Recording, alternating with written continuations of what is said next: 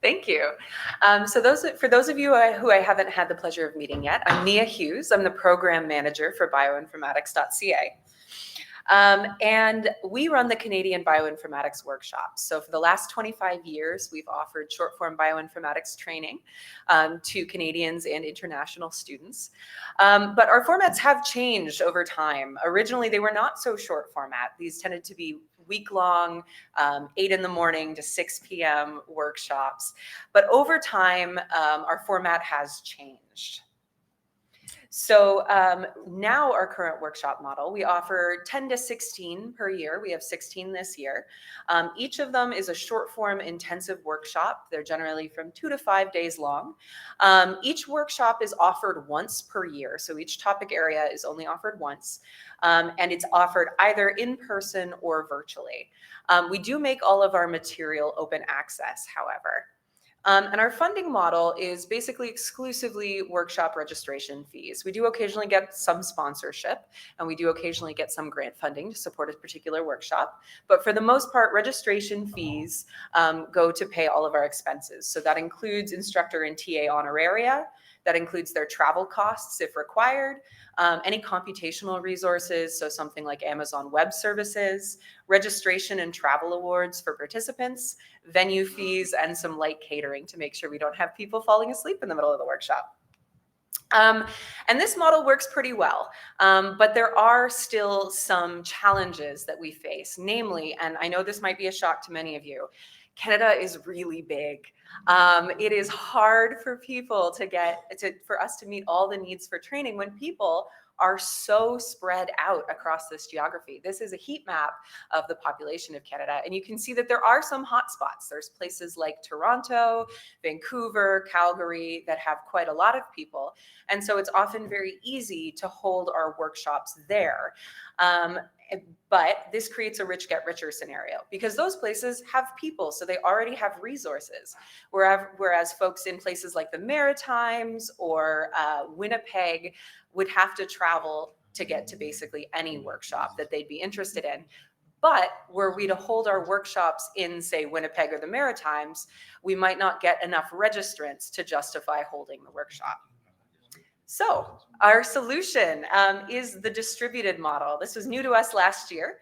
And this model involves 2 or more workshop venues. Each of them have TAs and students on site, ideally instructors, but that's not required. These can be geographically quite distant. Lectures are broadcast back and forth via Zoom. So an instructor at one site will be lecturing to their audience, and that will be broadcast to the other site on Zoom. Exercises and labs are performed live on site with local TA assistants. So there's people in the room helping you out, answering questions. And this, in theory, has many advantages. It decreased travel costs for trainers and for students. It facilitates local community building, which is great. We really love building up TA capacity in different areas. And it allows multiple distance sites to receive the same training that they otherwise wouldn't get. So we piloted it last year. This is a picture of our first cohort for our first ever distributed workshop. We did metabolomics analysis in Edmonton with Dr. David Wishart, who's in the middle there. And we also had it here in Montreal with Dr. Jeff Jha, who is actually at ISMB today. I spoke to him earlier. And it was a pretty major success. So we trained 41 participants total, which is more than, or 42 rather, which is more than we would normally be able to. We generally cap our workshops at 30 participants per venue. And so having 2 locations allowed us to increase the number of people we reached. We also doubled the number of TAs that we had, which is great. We were able to double the capacity building that we would normally do. And student experience and feedback was overall really positive. We always do a post-workshop survey.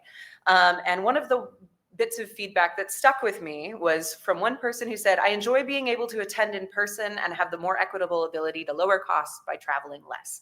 There are many students for whom traveling is just not possible, whether that's because of cost or because of childcare. There are a few other successes as well. We doubled the number of TAs involved, as I mentioned before, so we were able to bring twice as many trainees into our workshops. We also reduced the demand on instructor and TA time for travel. It was easier to schedule because instructors and TAs didn't have to make childcare and cost considerations when considering if they could travel. We also reduced our environmental footprint. Had we held it in one location, we would have had to fly out the instructor team from either Edmonton to Montreal or vice versa. And as it stands, the entire environmental footprint was the instructors driving to their workshop venues. It's also more financially viable. If we had held the Montreal workshop alone, we would have had to cancel it. 12 people is simply not enough to break even and offer the workshop. But because Edmonton was full, we were able to use the surplus to balance it out. So we were able to reach people in Montreal that we wouldn't have otherwise been able to. That being said, there were some challenges. One side effect of being so stretched out over such a large piece of geography is we're stretched out over a significant number of time zones. We're not stacked on top of each other. And so Edmonton and Montreal are 2 hours apart. So we went with Edmonton for Edmonton's 9 to 5 schedule, which meant that in Montreal, it was 11 to 7. And while Montreal folks were nice and awake in the morning and happy to get started, by 7 o'clock, they were exhausted. So that was something to consider. We also found that they had more complex audiovisual requirements than a single location workshop. We needed to be able to pick up not only the instructors' lectures and broadcast to the other venue, we also had to pick up questions, which was a little bit difficult.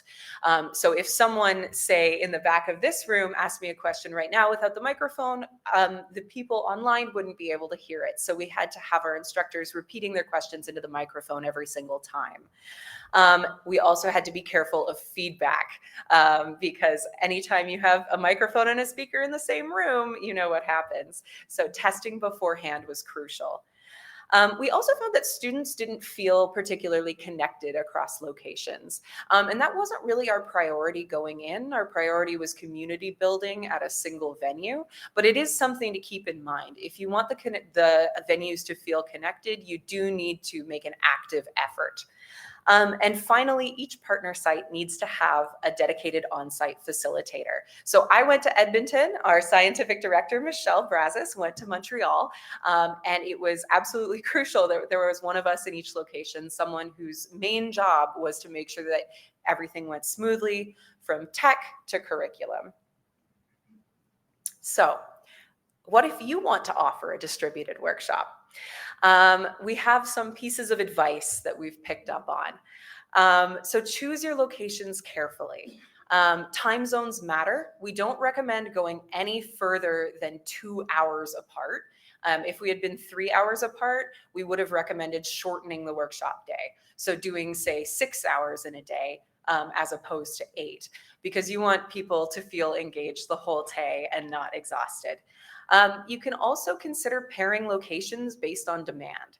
One of our big priorities is bringing training where we need it. So places that are a little less service, that are a little more remote. So pairing one or more of those remote locations that'll have fewer people with a big central location, like say Toronto or Calgary or Edmonton, will allow you to float the smaller locations. We recommend having a shared chat channel for both locations, like Slack or Discord, and your facilitator, which you do need to have at each location, should be paying attention to that Slack and passing on any questions from the alternative venue. We recently held a hybrid workshop where participants really appreciated. Sorry, no, not at all. You. That one.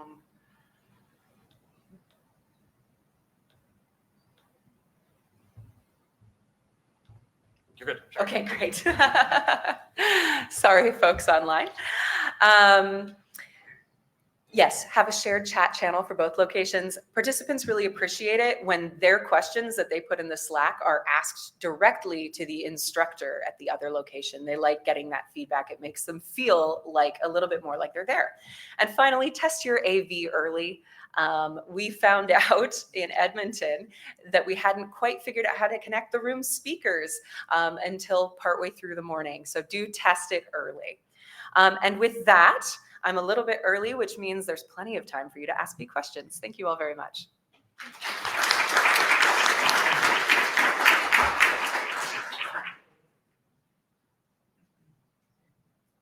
Right, thank you so much. Oh, plenty of questions in the room. Thank you so much already, Nia, for your presentation. Thank you. Yeah, thank you for your presentation. It was good to hear about this idea in action. On the challenges you mentioned about the difficulty of connecting the two groups, and I know you said this wasn't your focus of the course anyway, but beyond the chat channel, did you do anything to try and bring them together, any kind of networking sessions, or are they just sort of left more separate?